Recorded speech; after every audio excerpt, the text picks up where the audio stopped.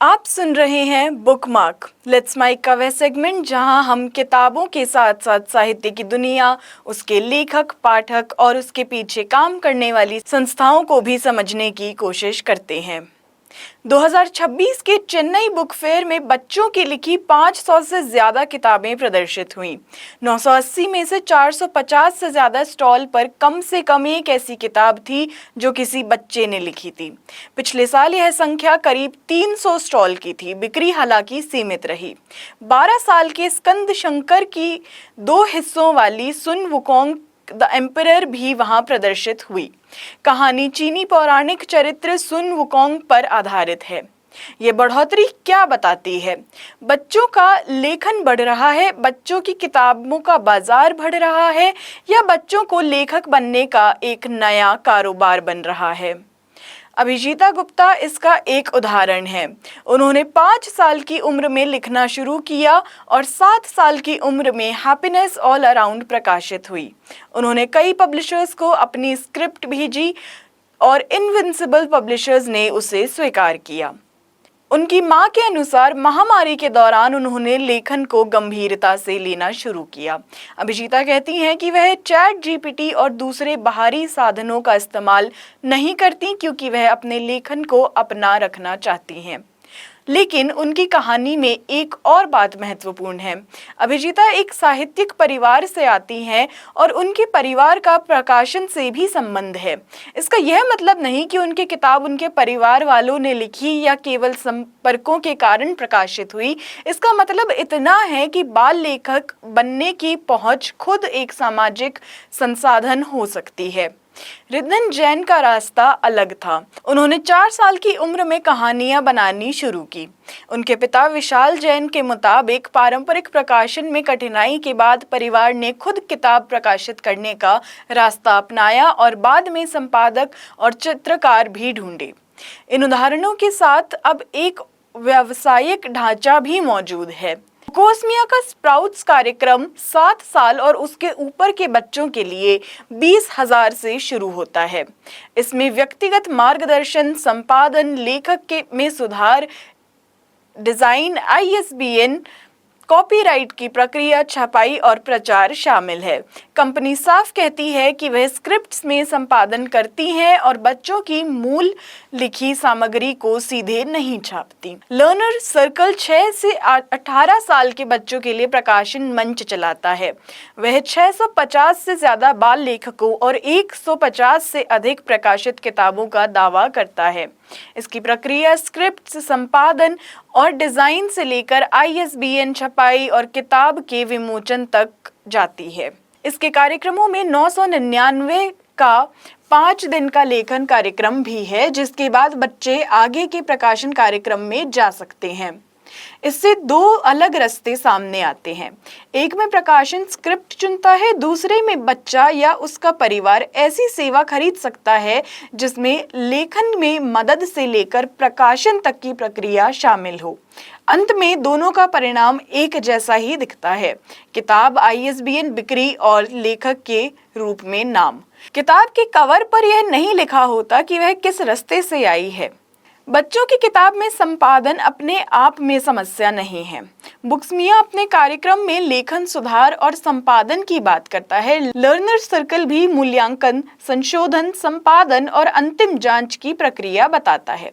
सवाल संपादन होने का नहीं है, सवाल है कि संपादकीय हस्तक्षेप की सीमा कितनी है और उसकी जानकारी कितनी सार्वजनिक है। पाठक को आमतौर पर केवल अंतिम किताब दिखाई देती है।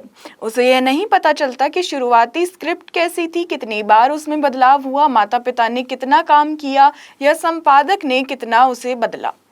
बाल लेखकों के मामले में यह फर्क महत्वपूर्ण है। एक बच्चे को केवल भाषा सुधारने के लिए संपादक की जरूरत हो सकती है, दूसरे के लिए कोई वयस्क कहानी की संरचना बदल सकता है, तीसरे मामले में माता पिता प्रकाशन की पूरी प्रक्रिया संभाल सकते हैं। ये तीनों स्थितियां एक ही बाल लेखक की पहचान के नीचे आ सकती है। द प्रिंट ने एक मामले में यह आरोप रिपोर्ट किया कि एक मां ने बच्चे के नाम पर किताब प्रकाशित की, जबकि बच्चा उसका लेखक नहीं था। यह केवल एक मामला है। इससे यह साबित नहीं होता कि ऐसा आम तौर पर किया जाता है। रिदन के मामले में उसके पिता की भूमिका संपादक और चित्रकार खोजने तक बताई गई।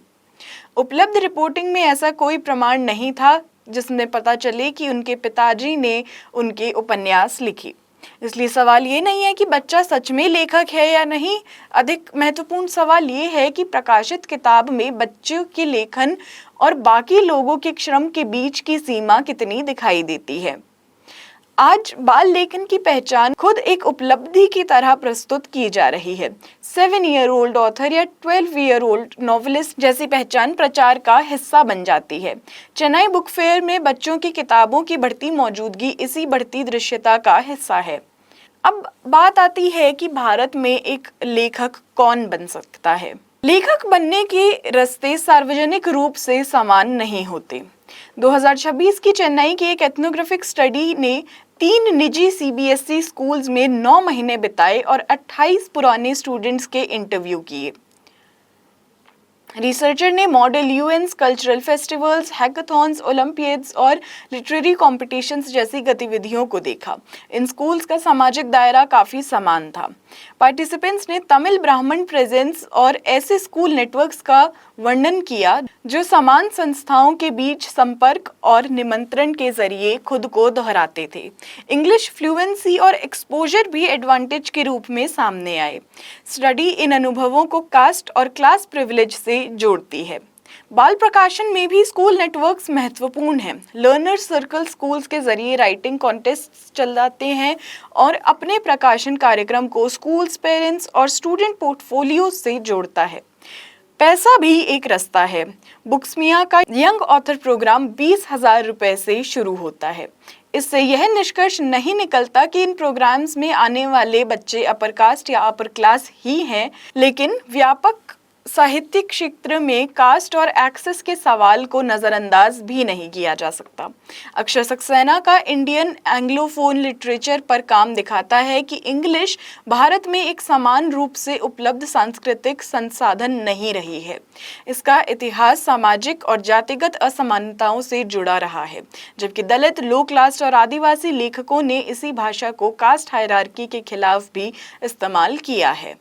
इसलिए बाल लेखकों के बारे में यह पूछना जरूरी है कि किस बच्चे के पास इंग्लिश, निजी स्कूल की शिक्षा, साहित्यिक संपर्क, पढ़ाई के बाहर की गतिविधियों का अनुभव, माता पिता का समय और किताब प्रकाशित कराने के लिए पैसा है। चेन्नई बुक फेयर का आंकड़ा बताता है कि बच्चों की 500 से ज्यादा किताबें वहां पहुंची। वह यह नहीं बताता कि कितने बच्चों ने लिखा लेकिन प्रकाशित नहीं कर पाए, कितनों ने लिखना शुरू ही नहीं किया या कितनों के पास प्रकाशन तक पहुंचने का कोई रास्ता नहीं था। बाल लेखकों का यह बाजार बच्चों की किताबों के लिए छोटे व्यावहारिक क्षेत्र के भीतर है। नीव लिटरेचर फेस्टिवल ने 2022 में भारत के चिल्ड्रंस लिटरेचर मार्केट का अनुमान 720 करोड़ लगाया था। उपलब्ध इंडस्ट्री डेटा भी यह बताता है कि स्कूल बुक्स भारतीय प्रिंट मार्केट का एक बड़ा हिस्सा है, जबकि चिल्ड्रंस ट्रेड बुक्स उसका छोटा हिस्सा है। इसलिए सवाल ये नहीं कि अचानक भारत में हजारों बच्चे लेखक कैसे बन गए। सवाल ये है कि लेखक बनना खुद एक बाजार बन रहा है। किताब लिखना एक गतिविधि है, उसकी एडिटिंग एक सेवा है, उसका प्रकाशन एक पैकेज हो सकता है और ऑथर बनना बच्चे के शैक्षणिक परिचय का हिस्सा बनता जा रहा है। यहीं चाइल्ड ऑथरशिप और चाइल्ड पब्लिशिंग के बीच का फर्क सामने आता है। बच्चा किताब का लेखक दिखाई देता है, उसके लेखक बनने के लिए जरूरी पैसा और सामाजिक संपर्क उतने दिखाई नहीं देते। यह था बुकमार्क लेट्स माइक का किताबों और पढ़ने की दुनिया पर आधारित सेगमेंट। आज हमने बच्चों के लेखक बनने की बढ़ती संस्कृति को देखा और यह सवाल उठाया कि किताब के कवर पर दिखने वाले बच्चे के पीछे कौन से लोग, संस्थाएं और संसाधन काम करते हैं। अगली बार फिर मिलेंगे एक नई किताब और उससे जुड़े जरूरी सवालों के साथ। आप सुन रहे थे लेट्स माइक। धन्यवाद। आप सुन रहे थे let's mic more than radio. Follow कीजिए हमें हमारे सोशल मीडिया प्लेटफॉर्म्स पर। It's time for news. It's time for more than radio. presenting the first radio news app, Let's Mike. Let's Mike, a news-based app on your phone where you get to watch and listen news, talk shows, interviews, radio show podcasts. On Let's Mike, you get all relevant information of TV, print, radio,